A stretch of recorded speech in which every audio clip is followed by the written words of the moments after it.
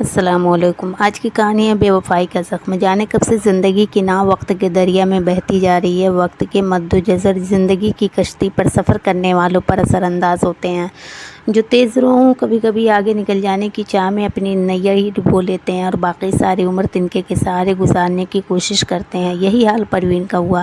وہ ایک چھوٹی بستی کی رہنے والی تھی۔ شادی ہوئی تو اللہ نے ایک کے بعد دیگرے 5 بیٹے دیے۔ شوہر ریلوے میں ملازم تھا، جس کو اپنی بیوی اور بچوں سے محبت تھی اور گھر اس کی راجدھانی تھا۔ پروین کو اپنی خوشحالی کا غرور تھا، اوپر سے اللہ نے 5 بیٹے دیے تو اس کی گردن اور اکڑ گئی۔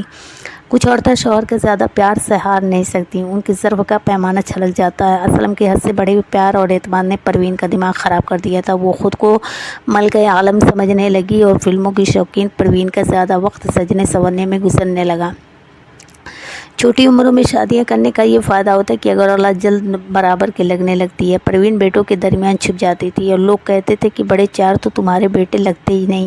یہ سن کر وہ بہت خوش ہوتی تھی۔ شوہر اس سے 15 برس بڑا تھا اور سخت محنت نے اسے وقت سے پہلے بوڑھا کر دیا تھا۔ پروین کا بڑا بیٹا عبداللہ موٹر سائیکل سے گرا اور حادثے کا شکار ہو گیا۔ کافی چوٹیں آئیں۔ موقع پر موجود اس کے دوست شیردل نے اسے اسپتال پہنچایا اور گھر اطلاع کی تو ماں باپ بھاگے بھاگے اسپتال آئے۔ کافی چوٹیں آنے کا باوجود 2 دن بعد اس کی حالت خطرے سے باہر ہو گئی۔ شیردل نے خون بھی دیا تھا، جس پر دونوں اس کے مشکور تھے۔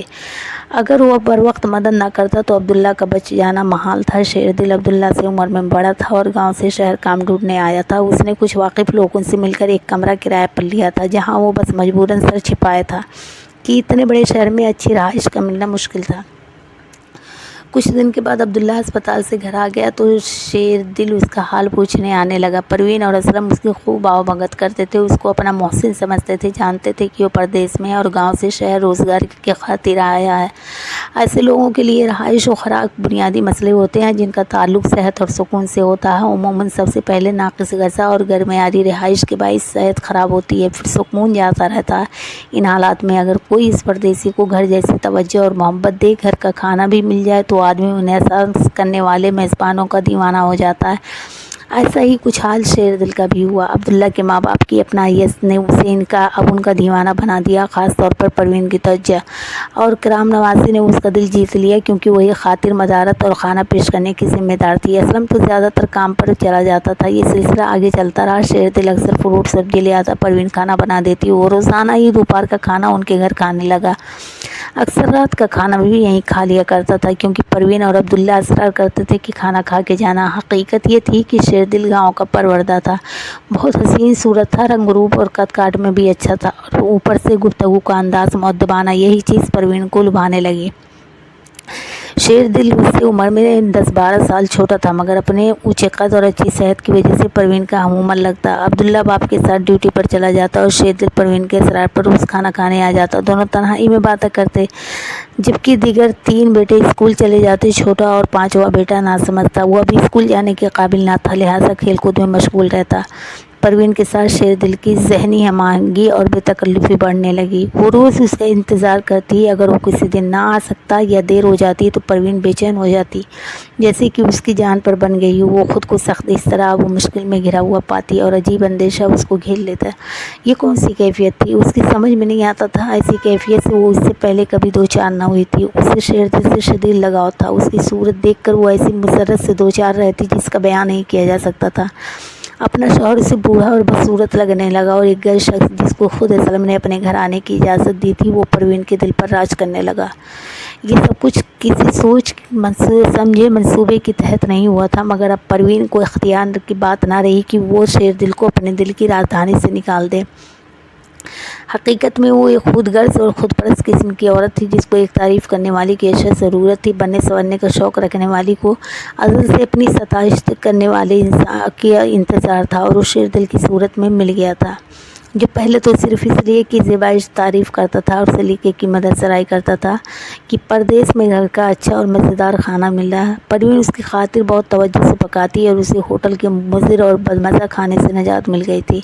بعد میں وہ بھی اس کا خیال رکھنے والی کی جانب مائل ہو گیا۔ بات اتنی آگے بڑھ گئی کہ ساتھ جینے مرنے کی قسمیں کھائے بنا چارہ نہ رہا۔ شیردل نے اتنی توجہ دی کہ 5 بچوں کی ماں کا دماغ بالکل خراب ہو گیا، اور اس سے خارزار عشق کی صحرا نورد بن کر باقی ہر شے کو بھلا دیا۔ گھر، شوہر اور 5 بچوں کو خوشیوں کی راہ کی سب سے بڑی رکاوٹ سمجھنے لگی۔ حالانکہ ایسی نعمت جس عورت کو نصیب ہو وہ خوش بخت کہلاتی ہے،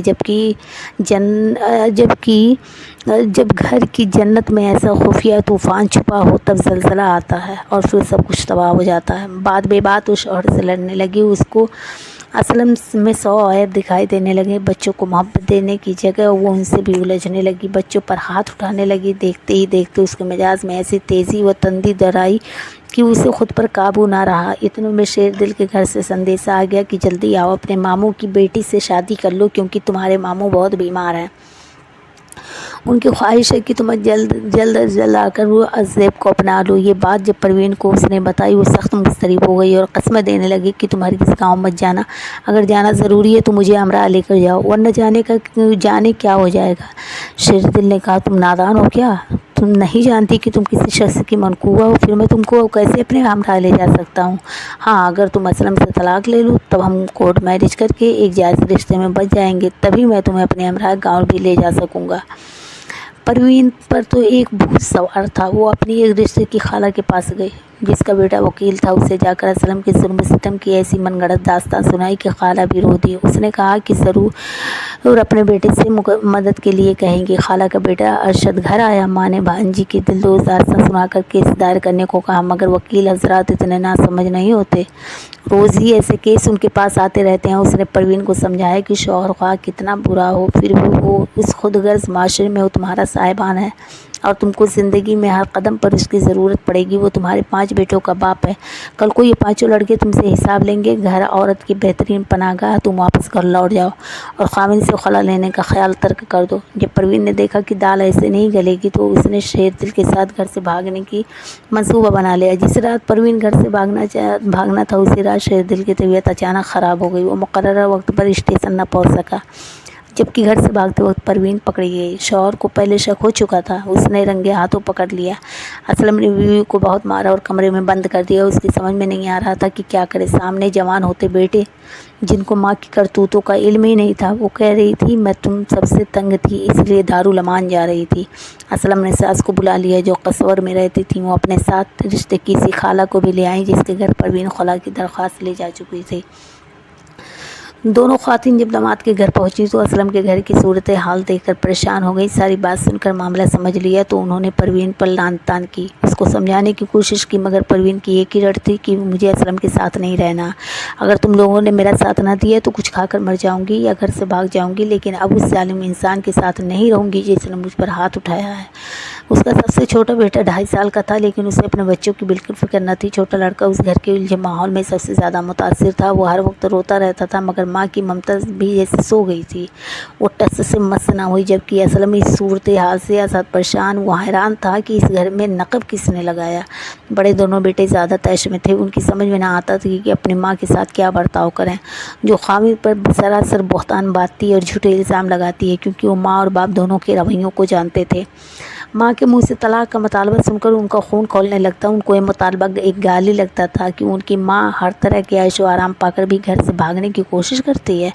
جب صورتحالات گمبھیر ہو گئی تو اسلم نے عبداللہ کو اپنے دونوں بیٹوں کے ساتھ میاں چنو بھجوا دیا جہاں اس کی بہنیں اور بھائی رہتے تھے، کیونکہ عبداللہ اور سمیع اتنے طیش میں تھے لگتا تھا وہ پاگل ہو جائیں گے یا پھر غصے میں اپنی والدہ کو قتل کر دیں گے۔ اسلم چونکہ بیوی سے محبت کرتا تھا پھر بھی وہ ہوش آواش قائم رکھے ہوئے تھا، یہ اس کا حوصلہ تھا، تبھی اس نے اپنے بڑے لڑکوں کو بھائی کے گھر بھجوانا ہی بہتر جانا کہ فی الحال یہ بچے منظر عام سے ہٹ جائیں تاکہ وہ حالات پر ان کی غیر موجودگی میں قابو پا لے۔ یہ پروین سے اسلم کی بے پناہ محبت تھی جو اب بھی اسے کوئی انتہائی قدم اٹھانے سے باز رکھ رہی تھی۔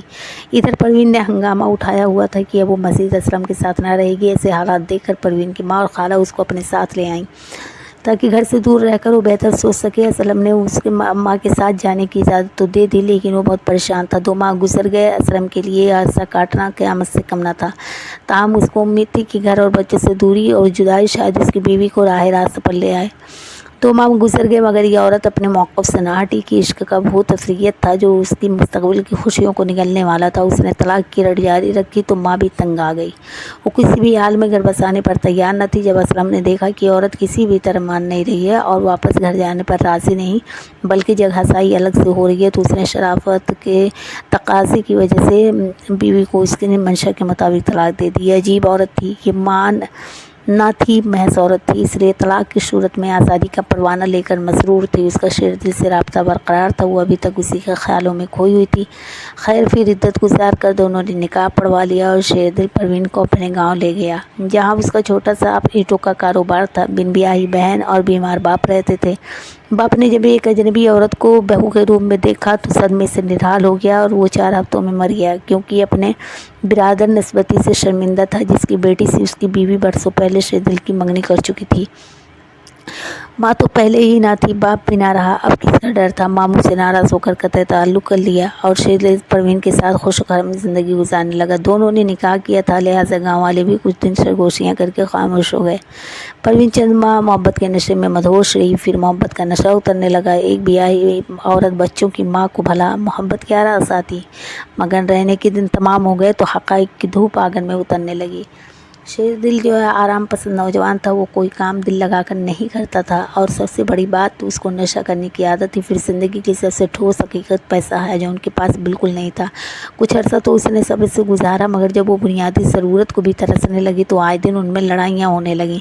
सबसे बड़ा सबब उन लड़ाइयों का ये था कि शेरदिल को परवीन पर एतबार नहीं था। वो इस पर शक करता था। उसका ख्याल था कि अगर औरत चाहने वाले शरीफ शौहर और 5 बच्चों को छोड़कर बेवफाई कर सकती है तो उसकी मतरून मिजाजिज़ की किसी भी वक्त उससे भी दागे मफारकत दे सकती है।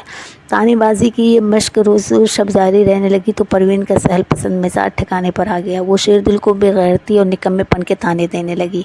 तब शौहर ने हाथ उठा लिया और फिर ये मामूल बन गया और रोज़ ही उसे मारता और ये बहुत तकलीफ़दह सूरत हाल थी।